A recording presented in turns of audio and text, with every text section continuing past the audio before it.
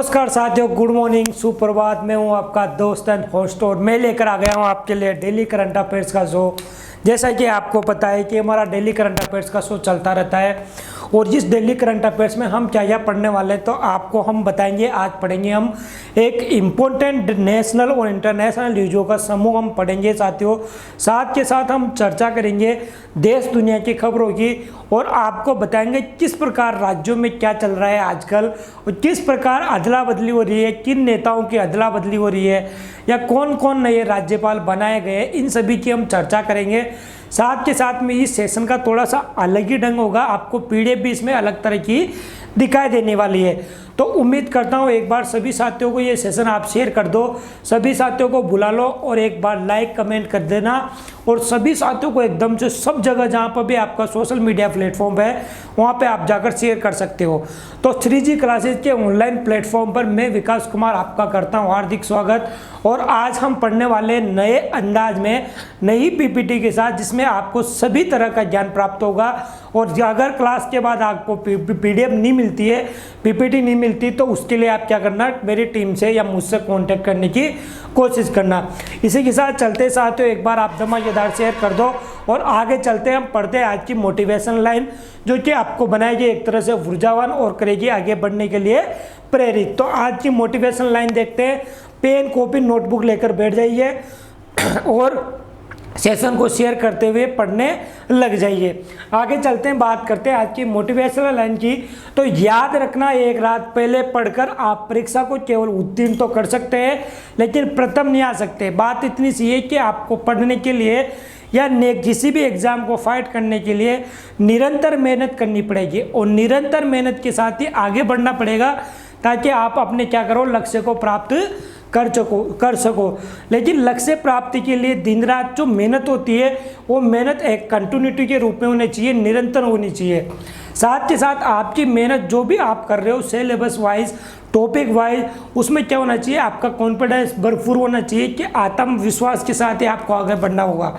यदि आपका आत्मविश्वास किसी न किसी वजह से डगमगाता है तो फिर क्या करते हो, आप एग्जाम के नज़दीक जाते हुए भी क्या करते हो, कंफ्यूज हो जाते हो और अपने आप को क्या करते हो, एक निराशा की ओर ले जाते हो, जिससे कि एग्ज़ाम टाइम में आप एग्ज़ाम को सही ढंग से नहीं कर पाते और जो रिजल्ट आता है वो रिजल्ट फिर क्या होता है, एकदम से फेल का आ जाता है।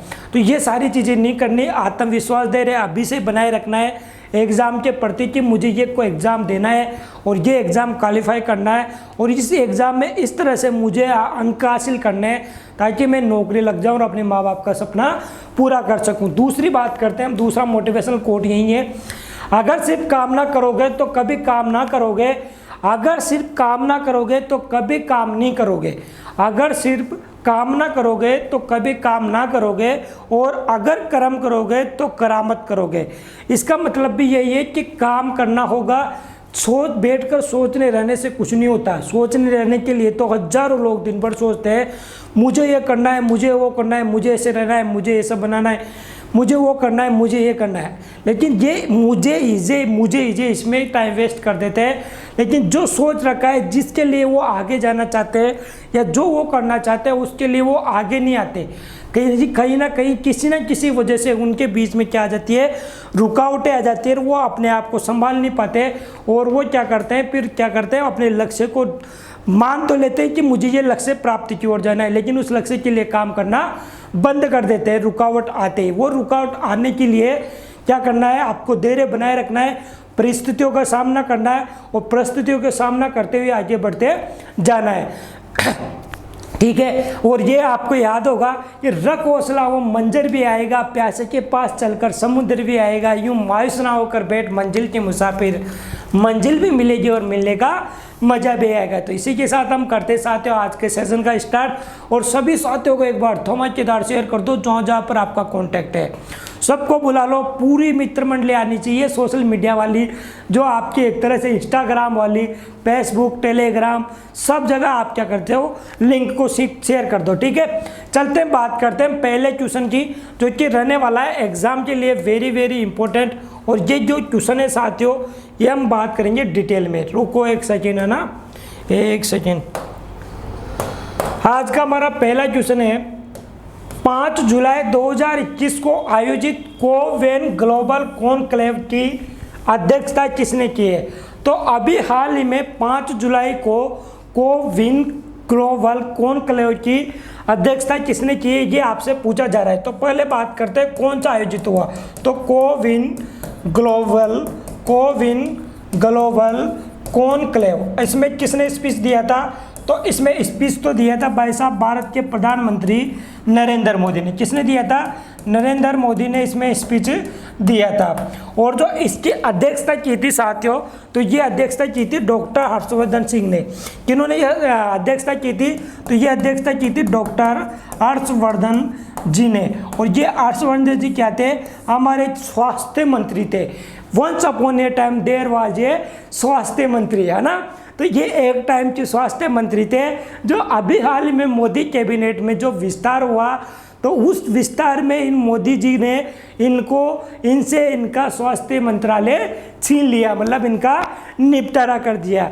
तो ये स्वास्थ्य मंत्री थे और इन्होंने ही कोविन ग्लोबल कॉन्क्लेव की अध्यक्षता की थी। जो एक तरह से आप कोवैक्सीन लगा रहे हैं ना, अभी कोवैक्सीन 2 लगा रहे हैं। तो कोवैक्सीन आपको पता है कोरोना महामारी का दौर चला हुआ है, और इसी को लेकर अभी हाल ही में conclave global Covaxin global conclave की एक बैठक हुई थी, और उसकी अध्यक्षता की थी हमारे स्वास्थ्य मंत्री डॉक्टर हर्षवर्धन सिंह जी ने।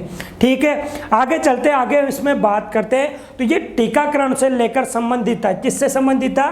टीकाकरण से वो संबंधित था। टीकाकरण की हम बात करते हैं साथियों, तो भारत में टीकाकरण की अभियान की जो शुरुआत की गई थी, वो टीकाकरण अभियान की शुरुआत कब की गई थी? किसी को याद है तो जल्दी से कमेंट बॉक्स में बता दो कि भारत में टीकाकरण की शुरुआत कब की गई थी। तो हम बात करते हैं, टीकाकरण की शुरुआत की गई थी 16 जनवरी 2021 को।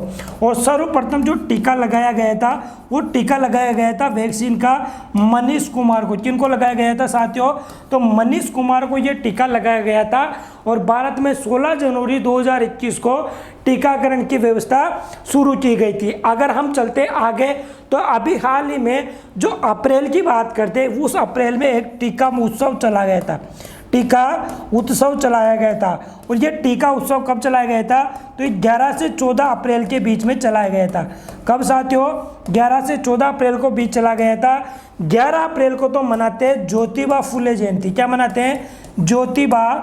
ज्योतिबा फुले जयंती। और ये ज्योतिबा फुले जयंती मनाते हैं। और साथ के साथ अगर बात करें 14 अप्रैल की, तो बाबा साहब अम्बेडकर जी की जयंती मनाते हैं। बाबा साहब अम्बेडकर जी की जयंती मनाते हैं। अम्बेडकर जी की जयंती मनाते हैं। और तभी क्या चलाया गया था साथियों? तो टीका महोत्सव चलाया गया था भारत सरकार के द्वारा। और ज्योतिबा फुले जो है, ये सत्य शोधक समाज की क्या थी? संस्थापक थी। कौन थी? ज्योतिबा फुले जो थी, वो सत्य शोधक समाज की क्या थी साथियों? सत्य शोधक समाज की क्या थी? संस्थापक थी। तो जिनके द्वारा ये चलाया गया था, इन्हीं की जयंती पर टीका महोत्सव चलाया गया था 11 से 14 अप्रैल के बीच में, जो कि 4 दिन का टीकाकरण महोत्सव था। और 14 को बाबा साहब अम्बेडकर जयंती आती है, 11 को ज्योतिबा फुले जयंती आती है। और कोविन ग्लोबल कॉन्क्लेव स्पीच की नरेंद्र मोदी जी ने दी थी, और डॉक्टर हर्षवर्धन साहब जी ने क्या किया था? इसकी अध्यक्षता की थी। और टीकाकरण जो महोत्सव चलाया गया था, टीकाकरण जो अभियान चला गया था भारत में सर्वप्रथम, वो चलाया गया था 16 जनवरी 2021 को। और किन्हें लगाया गया था? तो मनीष कुमार जी को ये टीका लगाया गया था, भारत का पहला। आगे चलते हैं, इसमें बात करते हैं कुछ क्वेश्चंस की। तो अगर बात करते हैं, तो देखो आपको मैं पहले बताता हूँ, ये है हमारे डॉक्टर हर्षवर्धन सिंह जी, जिनका क्या हो चुका है? निपटारा हो चुका है। एक तरह से इनकी छुट्टी कर दी गई है। तो ये एक वंस अपॉन ए टाइम क्या थे? स्वास्थ्य मंत्री थे। परीक्षा आधारित महत्वपूर्ण पर्सन बाय विकास सर, ये आपके लिए लाई जा रही है सीरीज। और इस सीरीज में देखते हैं, तो सबसे महत्वपूर्ण बात करते हैं ट्यूशनों की। इन ट्यूशंस को आप नोट कर लेना। अगर ट्यूशन बनेंगे तो यही ट्यूशन आपके एग्जाम में बनेंगे। और सभी साथियों को बुला देना कि विकास सर का नया अंदाज आ चुका है, और नए अंदाज में विकास सर पढ़ाने वाले हैं। साथ के साथ कुछ ही दिनों में कुछ ही दिनों में कम से कम 500 स्टैटिक जीके के क्वेश्चन जो कि वन लाइनर रहने वाले हैं वो मैं आपके लिए लेकर आने वाला हूं, जिसमें विश्व की भी बात करेंगे, भारत की भी बात करेंगे और साथ ही साथ जो भी आपके एग्जाम में रिपीट होते हैं एसएससी, रेलवे, बैंक से संबंधित जो क्वेश्चन रिपीट होते हैं उनको भी मैं लेकर आऊँगा। तो ये खुशखबरी भी पहुँचा देना साथ ही साथ में, बहुत जल्दी लेकर आ रहा हूँ। टीका उत्सव का आयोजन कब किया गया था? तो साथियों टीका उत्सव का आयोजित किया गया था 11 से 14 अप्रैल के बीच में। कब? 11 से 14 अप्रैल के बीच में टीका उत्सव का आयोजित किया गया था। और अभी हाल ही में मैंने बताया क्यों आयोजित किया गया था। भारत में कोविड-19 के विरुद्ध टीकाकरण अभियान कब प्रारंभ हुआ था? तो 16 जनवरी 2021 को प्रारंभ हुआ था और मनीष कुमार जी को पहला टीका लगा था। मनीष कुमार जी को पहला टीका लगा था। मिशन इंद्रधनुष का संबंध किससे है? भाई साहब बहुत ही ज़्यादा इंपॉर्टेंट क्वेश्चन है। मिशन इंद्रधनुष का संबंध किससे? तो मिशन इंद्रधनुष से टीकाकरण अभियान से। किससे है? टीकाकरण अभियान से। क्या मिशन इंद्रधनुष है? टीकाकरण अभियान से ये मिशन है। और ये कब स्टार्ट हुआ था? तो ये 25 जनवरी 2014 से स्टार्ट हुआ था। कब साथियों? 25 जनवरी 2014 से स्टार्ट हुआ था मिशन इंद्रधनुष। अगर इंद्रधनुष की हम बात करते हैं तो इंद्रधनुष जो है ये इंद्रधनुष का संबंध है बैंकिंग सुधार से। किससे? बैंकिंग सुधार से। जबकि मिशन इंद्रधनुष का संबंध किससे है? तो मिशन इंद्रधनुष का संबंध है साथियों किससे? टीकाकरण अभियान से। ये आपको समझ में आया होगा। आगे चलते हैं। भारत में कोविड-19 की पहली वैक्सीन किसे लगाई गई थी? तो ये लगाई गई थी भाई साहब मनीष कुमार जी को, है ना। मनीष कुमार जी को ये वैक्सीन लगाई गई थी। उम्मीद करता हूँ आपको सारी चीज़ें समझ में आ गई होगी और सारा क्वेश्चन आपको समझ में आ गया होगा। तो ये सारी चीज़ें आपको लेकर चलनी है, नोटबुक में नोट करते जाना है। साथ के साथ स्टैटिक जीके और करंट को रिवीजन करते हुए पढ़ते रहना है ताकि आप भूलो नहीं। और उम्मीद करेंगे कि मात्र 6 महीनों में आपको पूरी करंट अफेयर्स रटा दी जाएगी। अगर एग्जाम में पूछी जाती है तो 3 से 4 महीने और 4 से 6 महीनों की पूछी जाती है और ज़्यादा से ज़्यादा 1 साल की पूछी जाती है। बस आप मेरे साथ बने रहो, कोई भी जो भी एग्जाम आएगा उसको अपन क्या कर देंगे? नस्ते नाबूद कर देंगे, है ना। ये आपको ध्यान रखना है। आगे चलते हैं, बात करते हैं इसमें। तो देखो ये देखो आपको माननीय प्रधानमंत्री के आह्वान पर DMW अस्पताल पटियाला में टीका महोत्सव के जो कार्यक्रम हुआ था उसकी ये फोटोज हमारी टीम के द्वारा लगाई गई है। 11 अप्रैल को ज्योतिबा फुले जयंती से शुरू हुआ था टीका महोत्सव और 14 अप्रैल को बाबा साहब भीमराव अम्बेडकर की जयंती तक ये चला था। ठीक है। यूपी में 25 लाख लोगों को टीका लगाने का इसमें टारगेट रखा गया था जो कि 4 दिवसीय टीका महोत्सव था ना। आगे चलते हैं। तो ये प्रधानमंत्री मोदी जी का टीका महोत्सव जो है इनके द्वारा ये बोला गया था स्पीच। तब ये भारत में दुनिया का सबसे बड़ा टीकाकरण अभियान जो शुरू हुआ था जिसमें लगभग 2 लाख कोरोना के योद्धाओं को दी गई थी पहली खुराक। और ये सारी बड़ी बातें हैं। ये आपको रेमडेसिविर जो है वो दिखाई दे रही है और यहाँ पे आपको कौन सी वैक्सीन दिखाई दे रही है ध्यान से देखने की कोशिश करो। तो ये है साथियों कोविशील्ड। कौन सी है? कोविशील्ड। कोवैक्सीन और कोविशील्ड कौन सी है? ये भारत की क्या है साथियों? वैक्सीन है। जबकि अगर मैं बात करूं आपको तो जाइकोडी मैंने थोड़े दिन पहले आपको पढ़ाया था जो कि 3 डोज में आने वाली वैक्सीन है। कितनी डोज में? 3 डोज में वैक्सीन आएगी। और ये 3 डोज में कौन सी वैक्सीन आएगी? तो वो आएगी जाइकोडी। यहाँ पे मैं ये भी लिख देता हूँ आपको। तो 3 डोज वाली वैक्सीन कौन सी बनेगी? जाइकोडी। ये 3 डोज वाली वैक्सीन बनेगी। इसको अभी मंजूरी नहीं मिली है। स्पुतनिक वी के आपको पता होगा। स्पुतनिक वी के बारे में आप जानते होंगे जो रूस ने बनाई थी सबसे पहली वाली वैक्सीन। इसी की बहन है स्पुतनिक लाइट। याद है आपको? जो सिंगल डोज में आएगी। किस में आ रही है? सिंगल डोज वाली। जबकि कोवैक्सीन और कोविशील्ड की हम बात करते हैं तो कोवैक्सीन और कोविशील्ड क्या रही है? डबल डोज में आती है। किस में आती है साथियों? डबल डोज में आती है। जिसने भी वैक्सीन नहीं लगाई वैक्सीन लगा लेना। ठीक है। आगे चलते हैं, बात करते हैं नेक्स्ट क्वेश्चन की। नेक्स्ट क्वेश्चन से पहले इससे मैं कोई डिटेल है तो वो बताता हूँ। ये मिशन इंद्रधनुष की बात करते हैं तो ये मिशन इंद्रधनुष की हम बात करते हैं तो साथियों ये क्या था? मिशन इंद्रधनुष था जो टीकाकरण अभियान से संबंधित था। ठीक है। आगे चलते इसमें बात करते हैं। तो ये मिशन इंद्रधनुष योजना थी जो कि स्टार्ट हो गई थी मोदी जी के द्वारा। पहले लगा कोरोना वैक्सीन का टीका, किनको लगा? मनीष कुमार को। सारी चीज़ें आपको पीडीएफ में उपलब्ध हो जाएगी। बस आपका विश्वास हमारे साथ बना रहना चाहिए। आपका विश्वास बना रहता है तो बिल्कुल मज़ा आने वाला है आपको भी और हमको भी। बस आपको कहीं नहीं जाना, सारी सुविधा यहाँ पर उपलब्ध है। आगे चलते हैं, बात करते हैं नेक्स्ट क्वेश्चन की। भाई साहब नेक्स्ट क्वेश्चन है 6 जुलाई 2021 को किस राज्य की विधानसभा ने राज्य विधान परिषद गठन के प्रस्ताव को मंजूरी दे दी? और अभी हाल की बात करते हैं तो साथियों राजस्थान भी विधान परिषद बनाने की पूरी प्रक्रिया में लगा हुआ है और राजस्थान भी चाहता है कि हमारे राजस्थान में भी क्या हो, विधान परिषद बने। और मुख्यमंत्री अशोक गहलोत जी ये सारी चीज़ें बैठक मीटिंगें ले रहे थे। ये जहाँ तक मैं पढ़ा रहा हूँ तब तक की खबर बता दिया है ना। अगर बात करते हैं विधानसभा ने राज्य विधान परिषद गठन का प्रस्ताव मंजूरी दे दी, तो ये भाई साहब कौन है? यह है पश्चिम बंगाल। और पश्चिम बंगाल की दीदी ममता बनर्जी जो कि तृणमूल कांग्रेस से संबंधित रहते हैं, इन्होंने क्या किया? विधान परिषद के गठन को क्या कर दिया? प्रस्ताव पारित कर दिया और मंजूरी दे दी। अगर बात करते हैं साथियों हम, तो विधान परिषद जो थी वो विधान परिषद 1935 में यहाँ पर थी। कब थी? 1935 में क्या थी? द्विसदनात्मक व्यवस्था थी। द्विसदनात्मक व्यवस्था की हम बात करते हैं तो ये कहाँ थी? वेस्ट बंगाल में थी। लेकिन जो आज़ादी की बात करते हैं 1969 में। कब? 1969 में ये द्विसदनात्मक जो व्यवस्था थी इसको ख़त्म कर दिया गया था। कहाँ से? पश्चिम बंगाल से द्विसदनात्मक जो व्यवस्था थी, द्विसदनात्मक व्यवस्था मतलब विधानसभा और विधान परिषद, ये किसने खत्म कर दिया था? तो ये पश्चिम बंगाल ने खत्म कर दिया था। लेकिन वर्तमान में वापस जैसे ही ममता दीदी आपकी सीएम बनती है और ममता दीदी सीएम बनने के बाद क्या बोलती है कि यहाँ पर विधान परिषद का गठन किया जाएगा और ये क्या करती है? प्रस्ताव लाती है और प्रस्ताव को क्या करता है? मंजूरी भी मिल जाती है।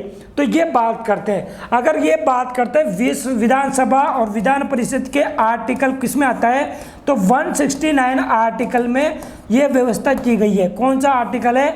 169 आर्टिकल है जिसमें ये सारी व्यवस्था की गई है। द्विसदनात्मक व्यवस्था की हम बात करते हैं।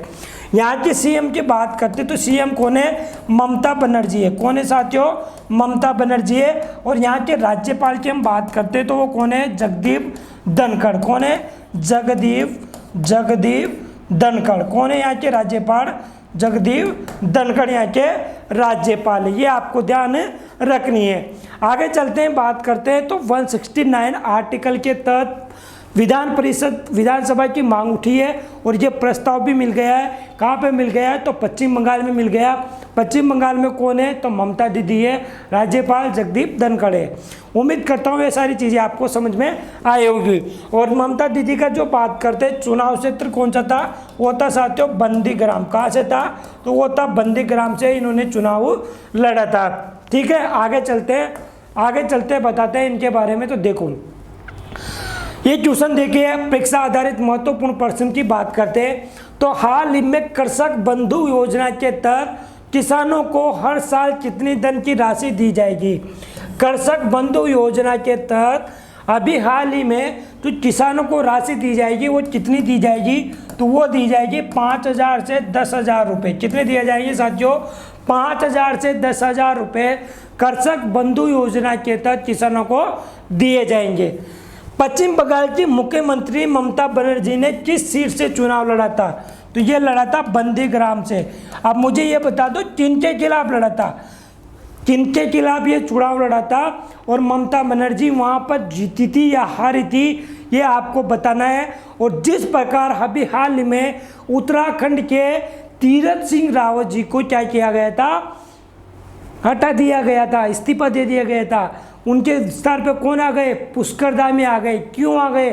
क्योंकि क्या हुआ था कि उत्तराखंड में जो बात करते हैं 1 साल का जो है कार्यकाल बचा हुआ है, क्योंकि अगले साल चुनाव होने। अगर किसी भी बात करते हैं किसी भी मुख्यमंत्री या मंत्री पद में बने रहने के लिए 6 महीने के अंतर्गत क्या करना पड़ता है, या तो वो विधानमंडल का सदस्य हो लेकिन विधानमंडल का सदस्य नहीं है और उसको मुख्यमंत्री या कोई मंत्री पद दे दिया है, तो कोई भी किसी भी प्रकार का उपचुनाव होना जरूरी है और उपचुनाव में आकर उसको जीतना जरूरी है ताकि वो विधानमंडल का सदस्य बन जाए। लेकिन अब 4 महीने तो तीरथ सिंह रावत जी को गुजर गए, लेकिन उसके बाद जो बात करते हैं जो उपचुनाव जो है अब होने वाले नहीं है क्योंकि अब तो मेन चुनाव होंगे। इसी को देखते हुए वहाँ पर क्या किया, उनको इस्तीफा देना पड़ा और ये क्या बात कर दी, ये मौज वाली बात कर दी, उनकी जगह पुष्कर धामी जी को लाया गया। यदि इसी प्रकार पश्चिम बंगाल में कर दिया जाता है तो फिर क्या होगा दीदी का, है ना। ये भी सोचने वाली बात है कि इसी प्रकार शुभेंदु जो अधिकारी है जो बंदीग्राम सीट से जीते थे, ममता बनर्जी हार गई थी और ममता बनर्जी फिलहाल सीएम है पश्चिम बंगाल की। यदि पश्चिम बंगाल में कोई उपचुनाव नहीं होता है और ममता बनर्जी जीती नहीं तो क्या ममता बनर्जी को भी इस्तीफा देना पड़ेगा? ये रहेगी रहस्यमय बात, मुझे कमेंट बॉक्स में ज़रूर बताना। ममता बनर्जी को मुख्यमंत्री पद की शपथ किसने दिलाई? तो यहाँ के राज्यपाल जगदीप धनखड़ ने दिलाई थी। किसने दिलाई थी? यहाँ के राज्यपाल जगदीप धनखड़ जी ने दिलाई थी। वो राज्य जहाँ विधानसभा के अतिरिक्त विधान परिषद भी है, उनकी बात करते तो आपको ट्रिक पता होगी, तू भी मजा कर भैया, तू भी मजा कर। अरे ये तू भी मजा करके हम बात करते हैं तो इसमें कौन कौन शामिल है? तो इसमें है तेलंगाना। कौन सा मिले? तेलंगाना। दूसरी बात करते हैं उत्तर प्रदेश, अगर बात करते हैं बिहार, चौथे की बात करते हैं तो महाराष्ट्र। कहाँ गया? महाराष्ट्र, ये रहा महाराष्ट्र। जम्मू कश्मीर हटी गया, ऐसे मतलब बन गया आंध्र प्रदेश, और ये आंध्र प्रदेश के बाद में क्या बन गया? कर्नाटक।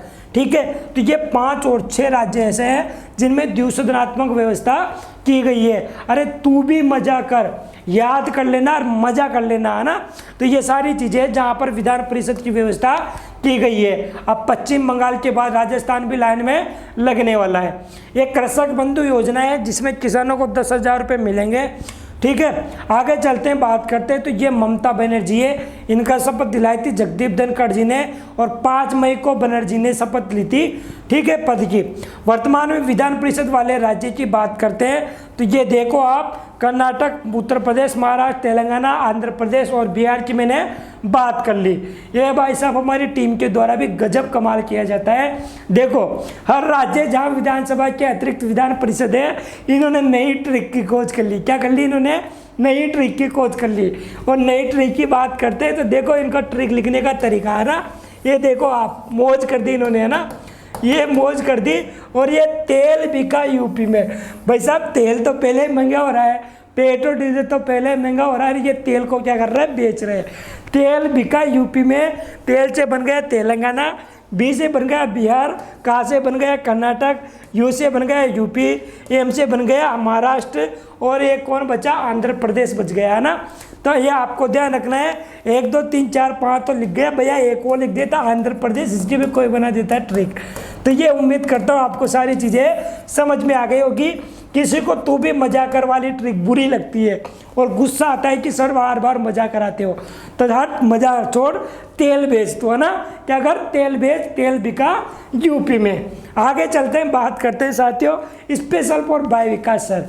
आगे चलते हैं, नेक्स्ट क्वेश्चन की हम बात करते हैं।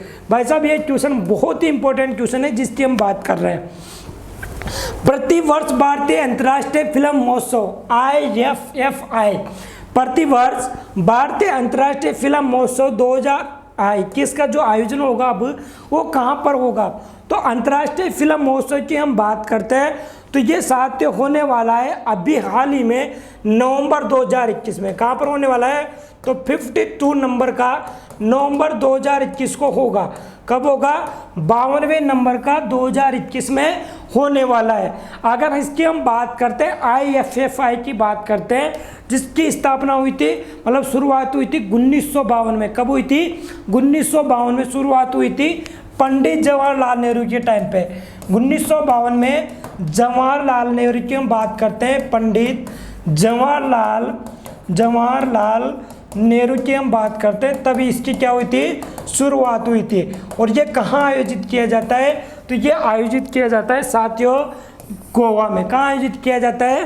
गोवा में आयोजित किया जाता है। और अभी हाल में इसका पोस्टर रिलीज कर दिया गया है, किनके द्वारा, प्रकाश जावड़ेकर जी के द्वारा इनका पोस्टर रिलीज किया गया है। तो पोस्टर रिलीज हो चुका है, और ये पोस्टर रिलीज किसने किया है, तो ये प्रकाश जावड़ेकर जी ने किया है। प्रकाश जावड़ेकर जी ने ये पोस्टर क्या किया है साथियों, रिलीज किया है। तो 1952 में पंडित जवाहरलाल नेहरू द्वारा ये शुरुआत की गई थी। किसकी हम बात कर रहे हैं, तो ये बात कर रहे हैं साथियों हम किसकी, अंतर्राष्ट्रीय भारतीय अंतर्राष्ट्रीय फिल्म महोत्सव की हम बात कर रहे हैं।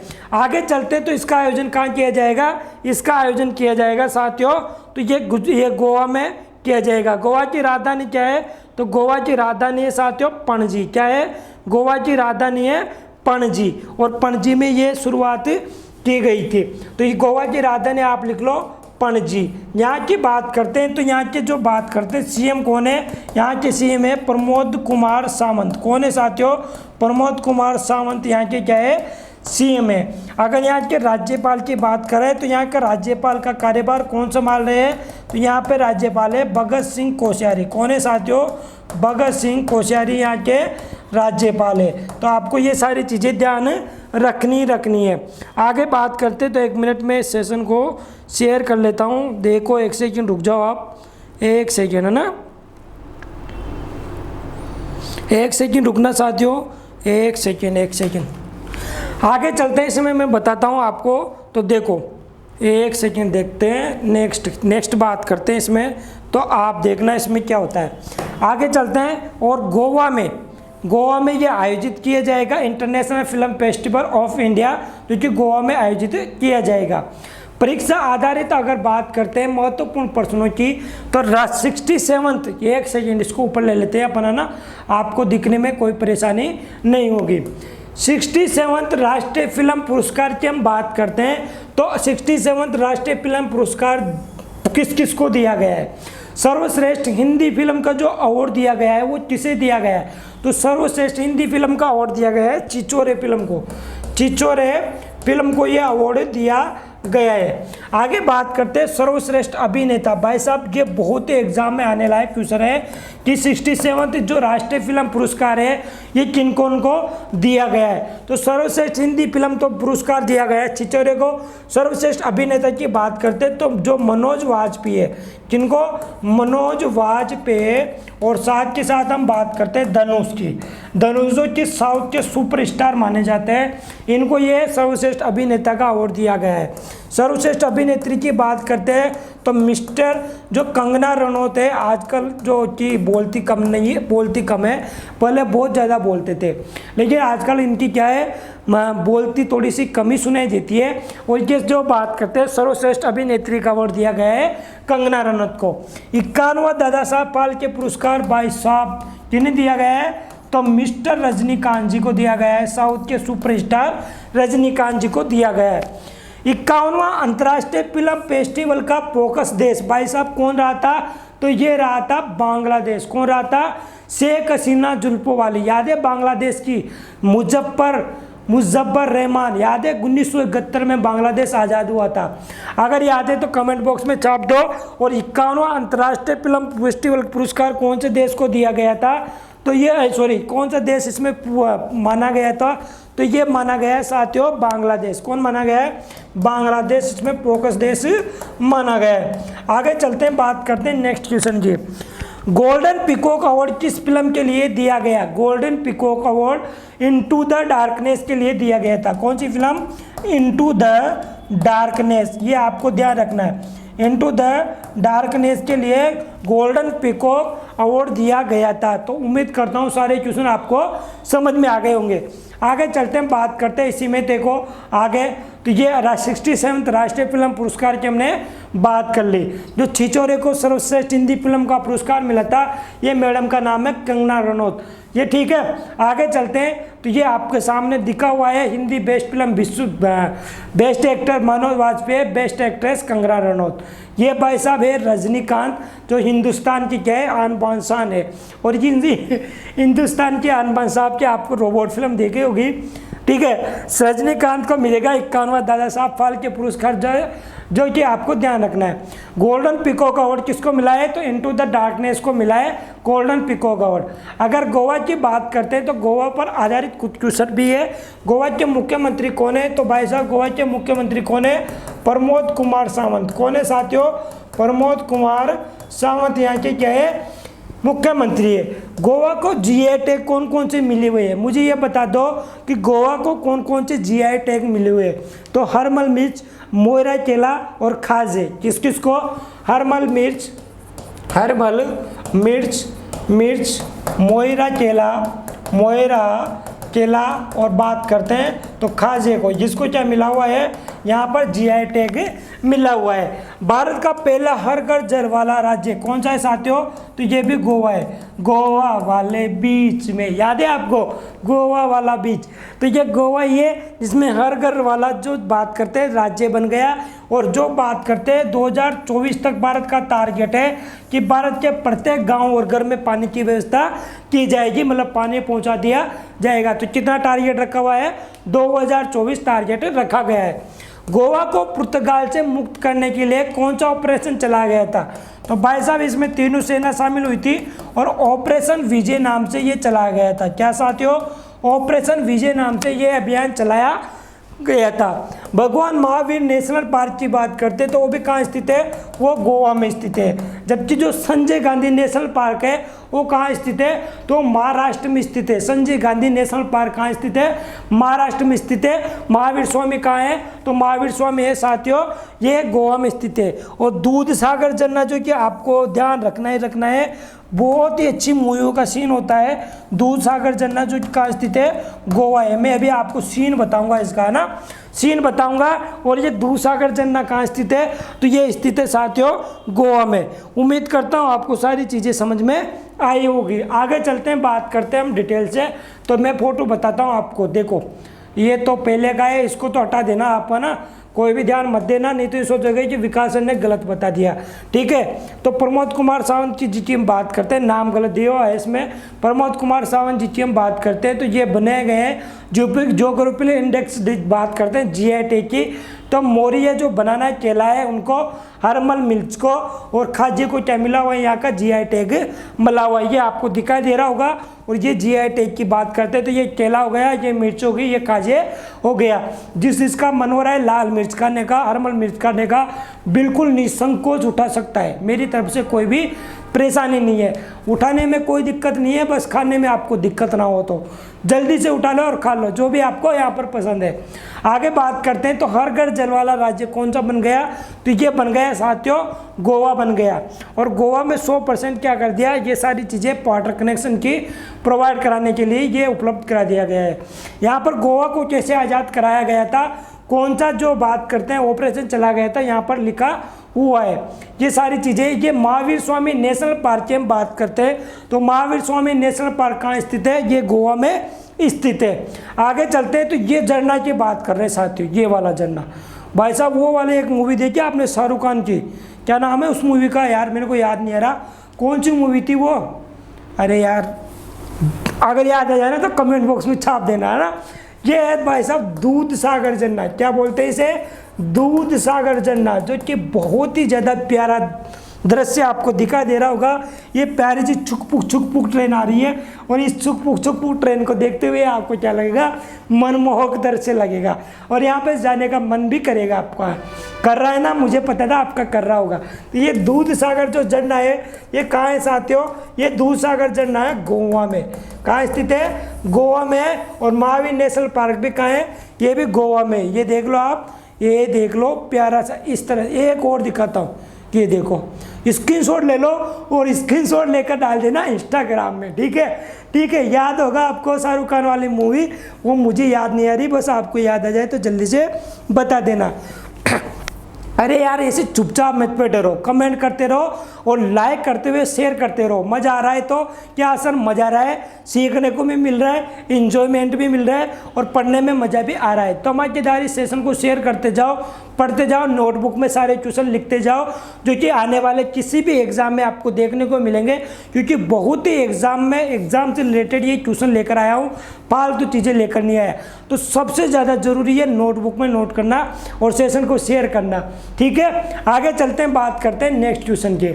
नेक्स्ट क्वेश्चन है साथियों 4 नंबर का क्वेश्चन है, केंद्र सरकार ने भारतीय जीवन बीमा निगम LIC की हम बात करते हैं तो LIC चेयरमैन की सेवानिवृत्ति उम्र को 60 साल से बढ़ाकर कितने वर्ष कर दिया। तो LIC की हम बात करते हैं जो कि एक तरह से क्या है, भारतीय जीवन बीमा निगम है।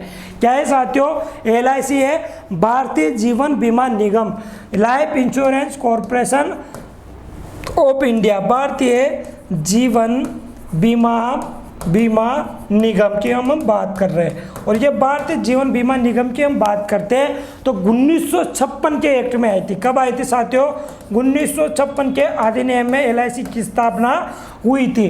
अगर इसकी हेडक्वार्टर की हम बात करते हैं तो हेडक्वार्टर कहाँ है इसका, मुंबई में हेडक्वार्टर है। कहाँ इसका हेडक्वार्टर कहाँ है, तो इसका हेडक्वार्टर है मुंबई में, जो कि इसके MR कुमार क्या है,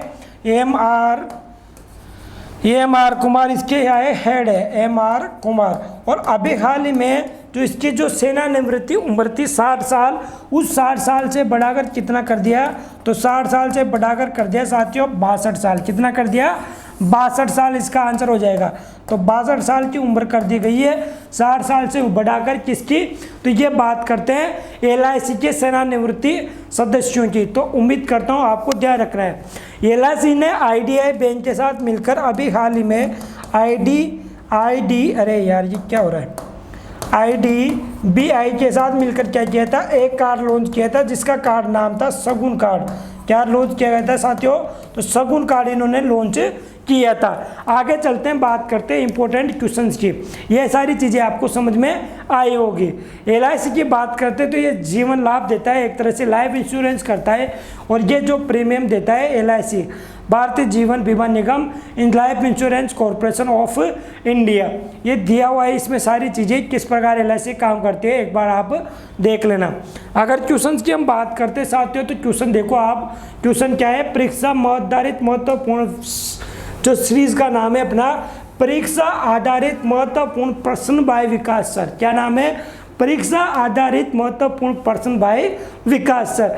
आगे चलते हैं, बात करते हैं रेलवे बोर्ड के नए चेयरमैन कौन बनाए गए हैं। बल मुझे ये बता दो कि पहले कौन थे, पहले थे VK विनोद कुमार यादव, और अब कौन है, तो अब है सुनीत शर्मा। कौन है साथियों, तो सुनीत शर्मा जो कि रेलवे बोर्ड के चेयरमैन बनाए गए हैं। और फर्स्ट कौन थे, तो वो थे VK यादव। फर्स्ट कौन थे रेलवे के, तो वो थे VK यादव। आगे हम बात करते हैं WHO के कार्यकारी बोर्ड के नए अध्यक्ष के रूप में किसे पद ग्रहण करा दिया गया है, तो पैट्रिक अमात क्या बने गए हैं, पैट्रिक अमात बन गए हैं WHO के कार्यकारी बोर्ड के नए अध्यक्ष, जिन्होंने पद ग्रहण कर दिया है। पहले कौन थे, तो वो थे हर्षवर्धन साहब। कौन थे, भारत के डॉक्टर हर्षवर्धन साहब थे, जो स्वास्थ्य मंत्री भी थे, लेकिन उनका क्या कर दिया मोदी जी ने, निपटारा कर दिया। तो पैट्रिक अमात जी को क्या बनाया गया है, WHO वर्ल्ड हेल्थ ऑर्गेनाइजेशन के बोर्ड का नया अध्यक्ष बनाया गया है। किसे विश्व बैंक के सलाहकार के रूप में नियुक्त किया गया है, तो आपको पता था, मैंने बताया 2-3 बार, विश्व बैंक का सलाहकार जो ग्लोबल टीचर अवार्ड मिला था। क्या मिला था साथियों, ग्लोबल टीचर अवार्ड मिला था। और ये ग्लोबल टीचर अवार्ड किनको मिला था 2020 में, तो ये मिला था रणजीत सिंह देसाले को, रणजीत सिंह देसाले को मिला था।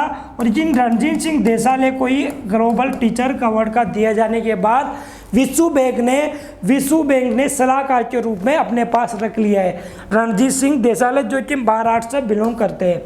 हाल ही में किसी देश का नया चुनाव आयुक्त नियुक्त किया गया है, तो देश का नया चुनाव आयुक्त किन्हें नियुक्त किया गया है, तो ये नियुक्त किया गया है साथियों अनूप कुमार पांडे को। किन्हें, अनूप कुमार पांडे को नियुक्त किया गया है।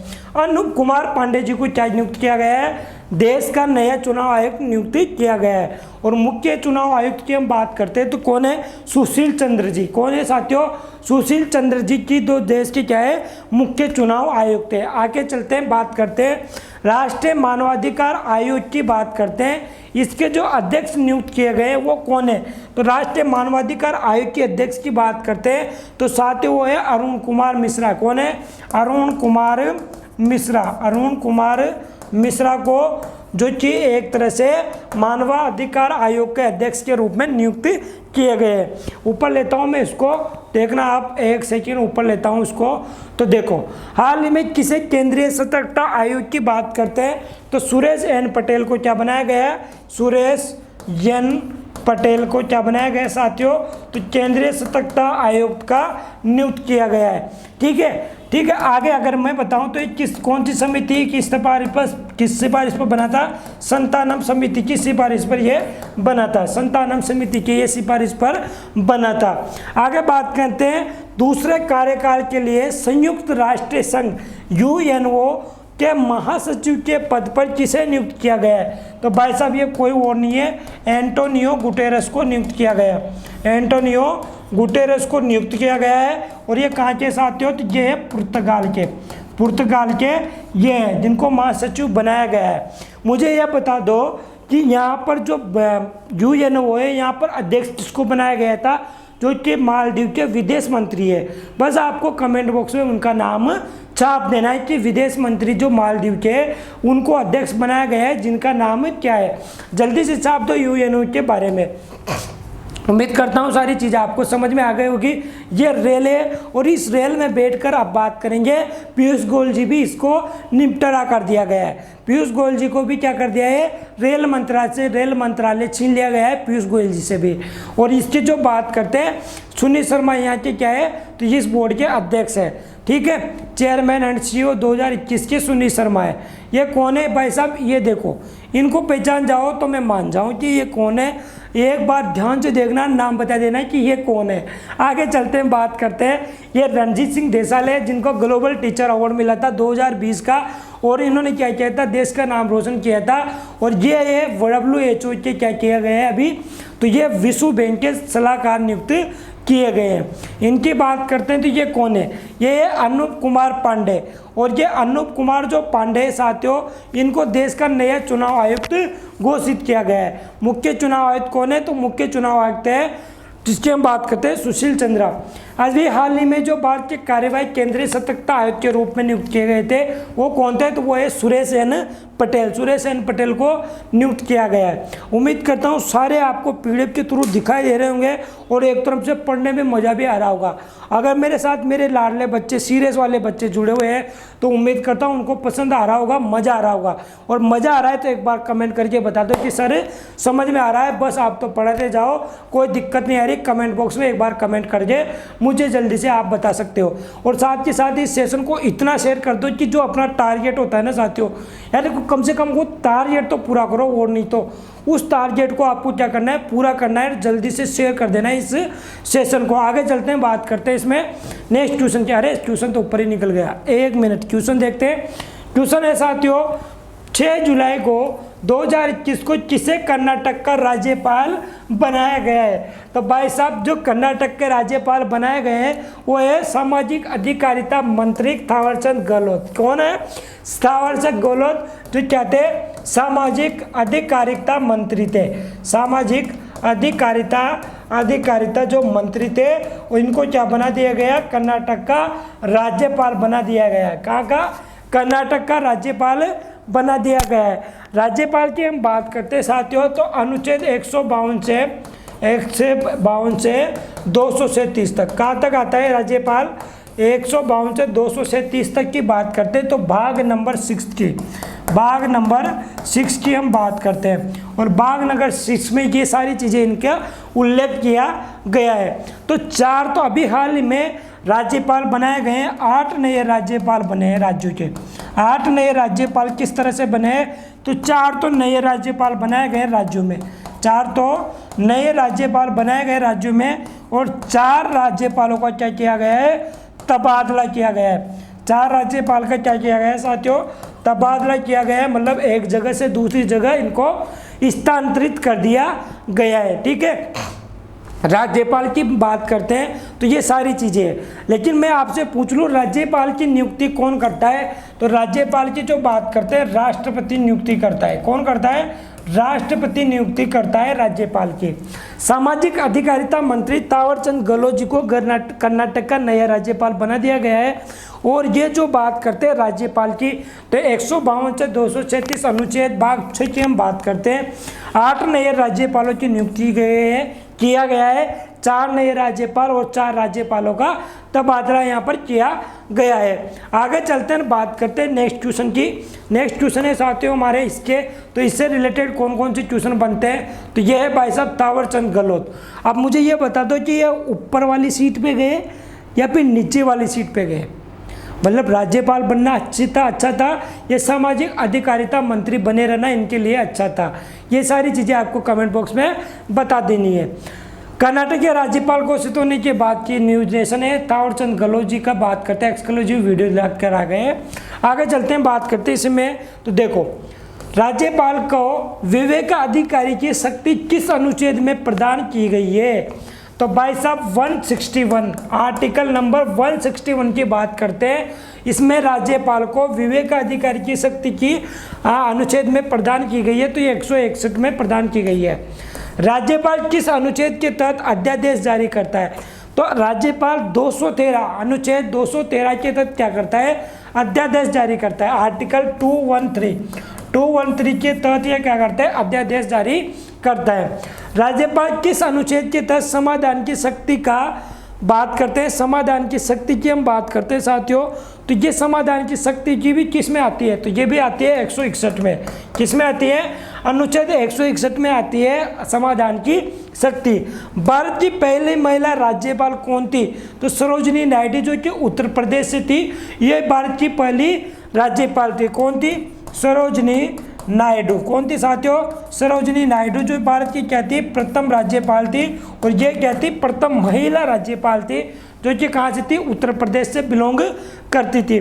भारतीय संविधान के किस भाग में राज्यपाल का उल्लेख है, तो भाग नंबर किसकी बात करते हैं हम, 6 की बात करते हैं। और भाग नंबर 6 के आर्टिकल 152 से 237 इसमें बताया गया है। और सहकार्य आयोग का संबंध किससे है, तो ये केंद्र और राज्य के संबंध को बताता है, केंद्र और राज्य के संबंध को बताता है। कौन से बात कर रहे हैं अपन, तो हम बात कर रहे हैं सहकार्य आयोग की बात करते हैं, जिसमें केंद्र और राज्य के संबंध बताए जाते हैं। उम्मीद करता हूँ आपको सारी चीज़ें नोट करनी होगी, और नोट करके इन सबको नोट कर लेना। और नोट नहीं हो पा रहे तो पीडीएफ ले लेना, पीडीएफ ले लेना, पर क्लास देखनी होगी पीडीएफ के लिए, क्योंकि मैं उसमें आंसर नोट नहीं करूँगा। आंसर नोट करने के बाद तो आप पढ़ोगे नहीं, मुझे पता है कुछ निकम्मे बच्चे तो पीडीएफ के भरोसे रहते हैं, और वो क्या करते हैं, पीडीएफ मिल ही जाएगी, लिखा हुआ मिल ही जाएगा, लिखने की भी क्या ज़रूरत है। ऐसा विकास सर ऐसे नहीं बैठे हैं ना, नहीं देंगे पीडीएफ, देंगे तो बिना लिखा हुआ देंगे। नोट करना, क्लास देखना, उसके बाद क्या करना, खुद हैंड रिटन नोट्स बनाओगे तभी जाकर मज़ा आएगा। क्वेश्चनों को एज इट इज़ नोट कर लो। पीडीएफ तो मैं दूंगा, ऐसा नहीं कि मैं नहीं दूंगा, लेकिन पढ़ना आपको पड़ेगा। किनको पढ़ना पड़ेगा, आप ही को पढ़ना पड़ेगा। उम्मीद करता हूँ सारे क्वेश्चन समझ में आए होंगे। और ये सीरीज कैसी लग रही है, इसको हम क्या करेंगे, रनिंग में लाएंगे अच्छी तरह से, और धीरे धीरे इनमें क्वेश्चनों की क्षमता बढ़ाते जाएंगे। ये कौन है, तो ये है भाई साहब, कौन है, सरोजनी नायडू, जो कि भारत की पहली महिला राज्यपाल थी। इनके जीवन काल 15 अगस्त 1947 से जो बात करते हैं, सॉरी इसकी बात करते हैं, इनका जो राज्यपाल थे 15 अगस्त 1947 से 2 मार्च 1949 की हम बात कर रहे हैं। आगे चलते हैं, बात करते हैं निम्न में से रहा चर्चा में रहा एल्सा क्या है। ये देखो आप, तो ये देखो, और ये प्यारा सा क्वेश्चन आपके लिए मैं बताऊं, एक तरह से बहुत ही ज़्यादा इंपॉर्टेंट क्वेश्चन आ गया। वन लाइनर क्वेश्चन है। वन लाइनर क्वेश्चन में पूछा गया एल्सा क्या है, तो यहाँ पे लिखते हैं एल्सा क्या है, तो ये एल्सा है साथियों उष्ण कटिबंधीय तूफान। क्या है, ये एल्सा है उष्ण कटिबंधीय तूफान। और ये उष्ण कटिबंधीय तूफान कहाँ पर आया है, तो ये क्यूबा के तट से टकराया है। कौन सा क्यूबा तट, क्यूबा के तट से टकराया है। और ये क्यूबा कहाँ पड़ता है, तो ये दक्षिण अमेरिका में पड़ता है। कहाँ पर पड़ता है, अमेरिका का ये हिस्सा है। और इस अमेरिका, एक सेकेंड है ना, एक सेकेंड। तो ये क्यूबा कहाँ पर पड़ता है, अमेरिका में पड़ता है ना। और क्यूबा के जो देश है, ये क्यूबा के जो बात करते हैं, क्यूबा के तट से ये टकराए हैं। और क्यूबा की राजधानी है हवाना। क्या राजधानी है, हवाना राजधानी है क्यूबा की। और क्यूबा को क्या बोला जाता है, तो साथियों आपने नाम सुना होगा चीनी का कटोरा। चीनी का कटोरा किसे कहा जाता है, तो ये चीनी का कटोरा भी किसे कहा जाता है, तो ये भी इसको कहा जाता है क्यूबा को। और क्यूबा के तट से जो टकराया है, उस तूफान का नाम है उष्णकटिबंधीय तूफान। क्या नाम है, एल्सा नाम है। और ये एल्सा एक उष्णकटिबंधीय तूफान है जो क्यूबा के तट से टकराया है, जो कि कहाँ पर है, एक तरह से मैक्सिको की खाड़ी के पास है। कहाँ पर है, मैक्सिको की खाड़ी के पास में स्थित है। मैक्सिको की खाड़ी के पास में ये स्थित है। और ये खाड़ी के पास स्थित है क्यूबा। और क्यूबा के तट से ये टकराया है। आगे हम अगर बात करते हैं, तो अभी हाल ही में जो एल्सा की बात करते हैं, तो इसका आंसर तो क्या हो जाएगा, एक तरह से उष्णकटिबंधीय तूफान एल्सा की हम बात करते हैं, तो ये क्यूबा के तट से टकराए है। क्यूबा की राजधानी हवाना है, अमेरिका का ये हिस्सा है, मतलब देश है। और जो बात करते हैं, मैक्सिको की खाड़ी के पास ये टकराया है। चीनी का कटोरा इसे कहा जाता है, चीनी का कटोरा इसे कहा जाता है। अभी हाल ही में भारत में एक तूफान आया था जिसका नाम याद हो, ताउते। ताउते जो कि बात करते कहाँ से आया था, तो ये आया था साथियों अरब सागर से। कहाँ से आया था, अरब सागर से। नामकरण किसने किया था, नामकरण की हम बात करते हैं तो ये म्यांमार ने किया था। किसने किया था, म्यांमार ने किया था। इसमें क्या होता है कि जो भी हिंद महासागर के जो पड़ोसी देश है, ये क्या करते हैं, अलग अलग टाइम में एक एक देश क्या करता है, इनका नामकरण करता है। इस बार म्यांमार ने किया था। और म्यांमार की हम बात करते हैं साथियों, तो ये जो ताउते है, इस ताउते का मतलब है बहुत ज़्यादा बोलने वाली छिपकली। कौन, बहुत ज़्यादा बोलने वाली छिपकली, इसका मतलब था, है ना। ये मत बोलना कि विकास सर अपनी मर्जी से बोले जा रहे हैं, ऐसा नहीं है। ताउते है ना, जो एक तरह से बहुत ज़्यादा टर्टल करने वाली मछली है। और ये अरब सागर से तूफान आया था भारत में, राजस्थान गुजरात में ये ज़्यादातर इस प्रभावी रहा था। आपको भी ध्यान है, मैंने डिटेल से आपको बताया था।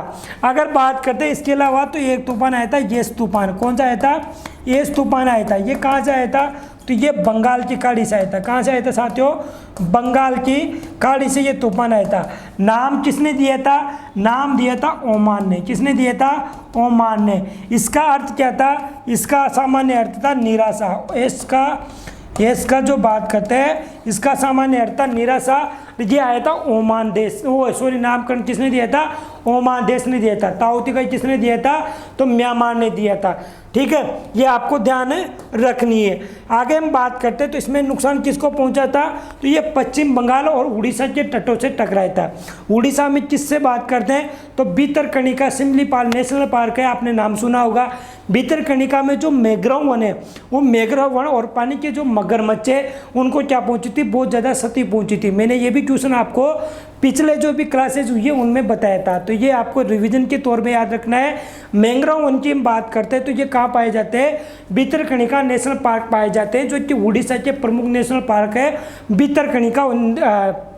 भितरकनिका और सिमलीपाल। उड़ीसा की बात करते हैं तो नवीन पटनायक और गणेशी लाल राज्यपाल, नवीन पटनायक मुख्यमंत्री। ये आपको बिल्कुल ऐसे कंठस्थ याद होना चाहिए। अगर मौज आ रहा है तो जल्दी से कमेंट बॉक्स में कमेंट करके बता दो। आगे चलते हैं, बात करते हैं इसी के महत्वपूर्ण प्रश्नों की। ये देखो आप, उष्णकटिबंधीय तूफान है, ये एक तरह से जो डायग्राम लिया गया है, ये जो मैक्सिको की जो बात करते हैं, खाड़ी के पास में क्यूबा तट से टकराया है, जिसका नाम है एल्सा। क्या नाम है साथियों, एल्सा इसका नाम है। बात करते हैं क्वेश्चन नंबर 1 की। चक्रवात ताउते का नामकरण किस देश के द्वारा किया गया है, अभी हाल ही में मैंने बताया म्यांमार के द्वारा। किसके द्वारा, म्यांमार के द्वारा ये नामकरण किया गया है। चक्रवात यास का नामकरण किसके द्वारा किया गया है, ये किसके द्वारा किया गया है, ओमान देश के द्वारा किया गया है।